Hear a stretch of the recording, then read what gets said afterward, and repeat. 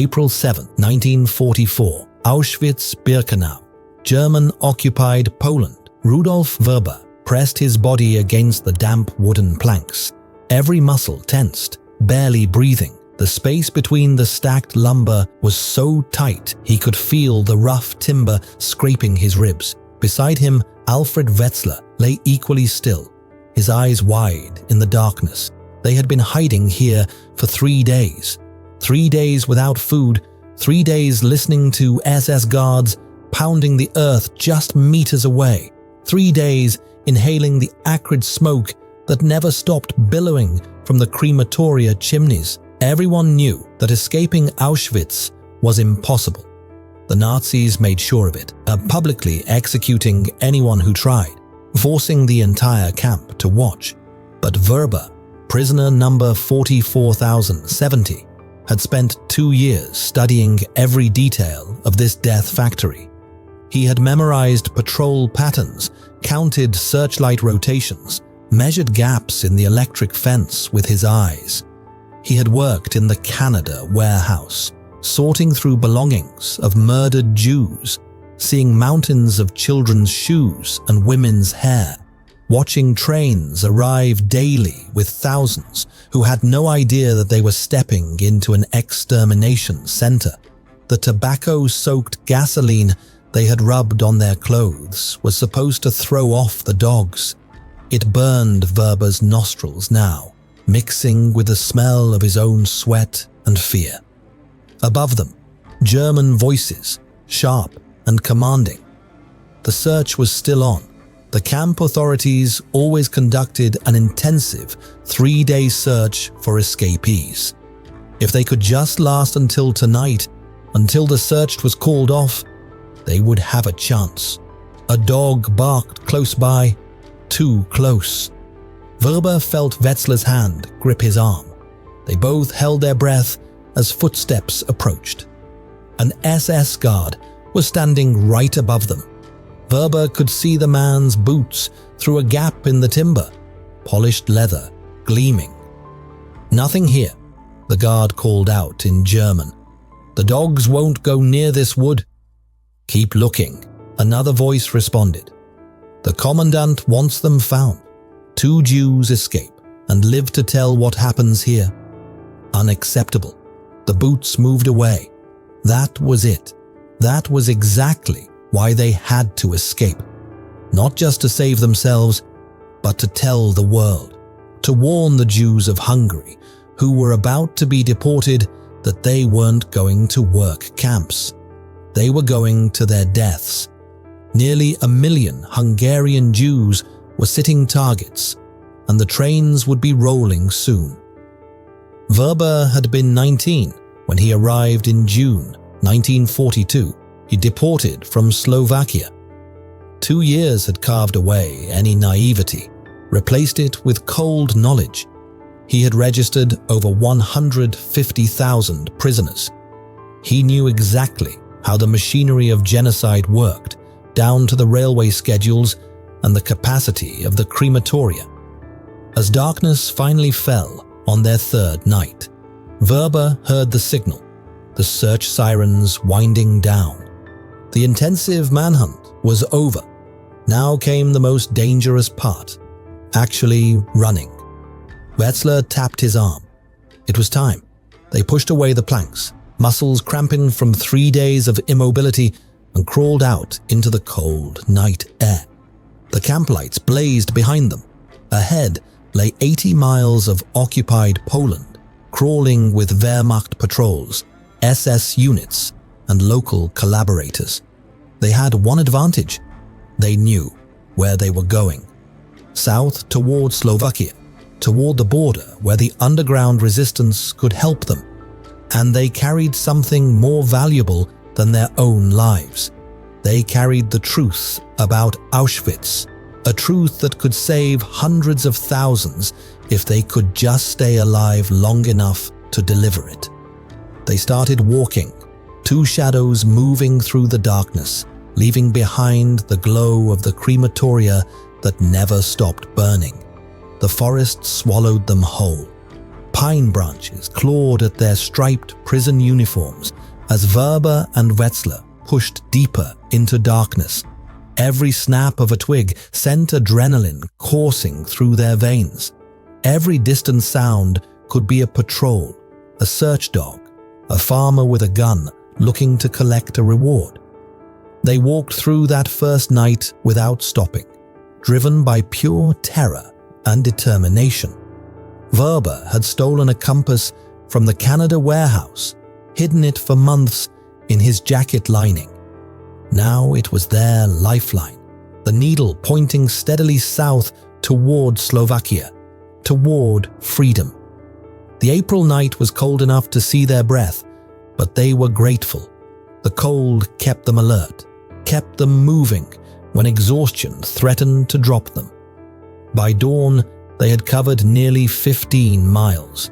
They found a dense thicket and burrowed in, covering themselves with leaves. Sleep came in fractured bursts, their bodies too wired with fear to truly rest. Werber kept seeing faces of people still trapped in Auschwitz, the children who arrived on trains, holding their mothers' hands, having no idea they had hours left to live. On the third day, they heard dogs, real ones this time. The baying echoed through the forest, a search party, probably Wehrmacht soldiers or local police. Werber grabbed Wetzler's arm, and they ran, crashing through underbrush. The barking grew louder, closer. They splashed through a stream, hoping to break their scent trail, then scrambled up a rocky hillside. They lay flat on a ridge, chests heaving, watching as 6 soldiers and 2 German shepherds passed below them. The dogs strained at their leashes, but the handlers jerked them back. "There's nothing up there but rocks," one soldier said. "We've been at this for days." The patrol moved on. Werber and Wetzler didn't move for 2 hours, barely breathing. By the 5th day, they reached the Sola River, swollen with spring runoff. Crossing it meant putting another barrier between them and pursuit. They found a fallen log and used it as a makeshift bridge, inching across with icy water roaring beneath them. Halfway across, Wetzler's foot slipped.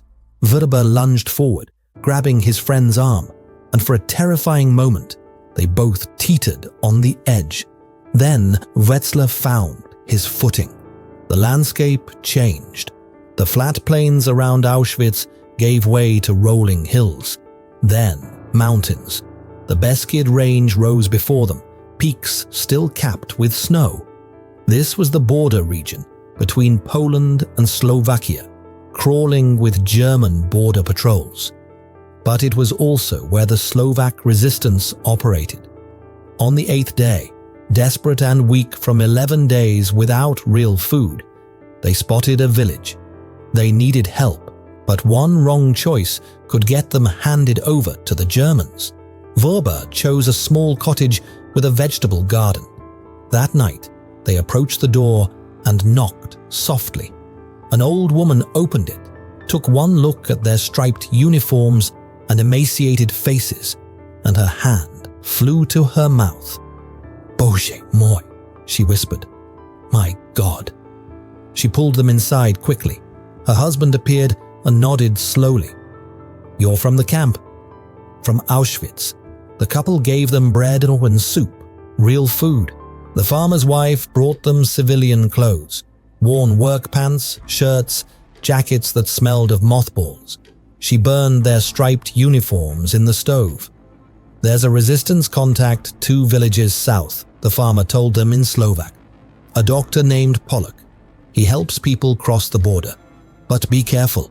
The Germans have increased patrols." Before dawn, the farmer led them through the hills by a hidden path. "Go with God," he said simply, "and tell the world what you saw." On April 21st, 1944, 11 days after crawling out from under the woodpile, Rudolf Werber and Alfred Wetzler crossed into Slovakia. They were free, but their work was just beginning. The information locked in their heads was worth more than gold. It was the truth that could save lives if anyone would listen, if they could get the message out in time. They found Dr. Pollock the next day. The physician listened to their story with growing horror, then made a phone call to the Slovak Jewish Council. "You need to hear this," he said, into the receiver. All of it, every word. The Jewish Council offices in Žilina, Slovakia, felt surreal after 11 days in the wilderness and 2 years in hell. Verba sat in a real chair at a real table with a glass of water that no one had died for. Across from him, Oskar Krasniansky, a chemical engineer and council member, sat with pen and paper, ready to document everything. "Start from the beginning," Krasniansky said quietly. "Tell me everything about Auschwitz." For 3 days, Verba talked. He described the layout with precise detail, the location of each crematorium, the capacity of each gas chamber, the railway siding where the selections happened. He recited numbers: 1,765,000 Jews murdered by April 1944. He named the SS officers: Rudolf Höss, the commandant; Josef Mengele, the doctor who conducted selections with a flick of his white-gloved hand. He described the process, step by horrible step, how families arrived thinking they were going to work camps, how they were separated, how women and children were sent directly to the gas chambers. Krasniansky wrote furiously, his face growing paler with each revelation. When Verba described the Sonderkommando, Jewish prisoners forced to work in the gas chambers, hauling bodies to the ovens, Krasniansky had to stop, leave the room. When he returned, his eyes were red. "Continue," he said. Verba pulled out his most devastating information: the expansion of Birkenau.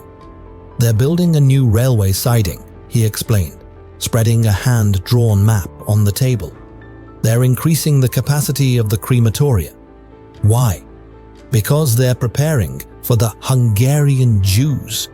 Almost 1 million people. The transports will start soon, and if they don't know what Auschwitz really is, they'll go to their deaths like sheep." This was the critical intelligence. Hungary had been Germany's last ally protecting its Jewish population. But in March 1944, Germany had occupied Hungary, and Adolf Eichmann had arrived in Budapest to organize the deportations. The machinery was already in motion, and the Hungarian Jews, the last large Jewish community still alive in Europe, were about to be fed into the extermination system. Wetzler added his testimony, corroborating every detail. Together, they created a document of unprecedented specificity. This wasn't rumor. This was an eyewitness account from 2 men who had lived inside the death factory, who could describe the smell of burning flesh and the sound of Zyklon B pellets rattling through ventilation shafts. The report ran to 32 pages. Krasniansky titled it "The Auschwitz Protocols." He made multiple copies and began distributing them through underground channels. One copy went to the Slovak underground, another to the papal nuncio in Bratislava, another to Swiss diplomats. The goal was clear: get this information to the world, to anyone who could stop the Hungarian deportations. But weeks passed, and the response was agonizingly slow. The report reached Switzerland in May. It reached the United States War Refugee Board in June. The BBC finally broadcast details about Auschwitz on June 18th. But by then, the Hungarian deportations had been underway for 6 weeks. Between May 15th and July 9th, 1944, over 437,000 Hungarian Jews were deported to Auschwitz-Birkenau. Most went directly to the gas chambers. Verba listened to these numbers with mounting rage and despair. He had escaped. He had warned them. He and Wetzler had risked everything, survived 11 days of hell, and still, the trains kept rolling. But then, something changed. The Auschwitz protocols reached Raoul Wallenberg, the Swedish diplomat in Budapest. They reached Karl Lutz, the Swiss vice-consul. They reached the Vatican, and Pope Pius XII finally issued a direct appeal to Hungarian regent Miklos Horthy to stop the deportations. International pressure mounted. Neutral countries began issuing protective documents to Hungarian Jews, shielding them from deportation. On July 9, 1944, Horthy ordered the deportations stopped. By then, 437,000 Hungarian Jews were already dead. But 200,000 remained in Budapest, their lives hanging by a thread. The Auschwitz protocols, combined with international pressure, helped save them. When the Nazis tried to restart deportations in October, the international outcry was immediate and fierce, informed by the specific details Werber and Wetzler had provided. Soviet forces liberated Auschwitz on January 27, 1945, finding 7,000 emaciated survivors and the evidence of industrial-scale murder. The world finally saw what Werber and Wetzler had tried to tell them 6 months earlier. After the war, Werber testified at the Nuremberg trials. He confronted the Nazi leadership with their crimes, his testimony backed by the precise documentation he had provided while the camps were still operating. But Werber carried scars that never healed. He wrestled with the question that haunted him. What if the Allies had acted faster? What if they had bombed the railway lines? Could more of those 437,000 Hungarian Jews have been saved? He spent the rest of his life telling the story, refusing to let the world forget. He became a biochemist, built a new life in England and later Canada, but he never stopped being the man who escaped Auschwitz to warn the world. Rudolf Werber died in 2006 at the age of 81. By then, he had spent 62 years living with the memories of Auschwitz. He had also spent 62 years knowing that his 11-day flight through occupied Poland had made a difference. Not enough, never enough to satisfy his conscience, but real nonetheless. Thousands of Hungarian Jews survived because he and Alfred Wetzler had the courage to escape and the determination to tell the truth, even when the world was slow to listen. The Auschwitz protocols remain one of the most important historical documents of the Holocaust. Two men, armed with nothing but their memories and their courage, had taken on the Nazi extermination machine and lived to expose its secrets. In the end, that was Rudolf Werber's victory. Not that he survived, but that he made sure the world could never say it didn't know.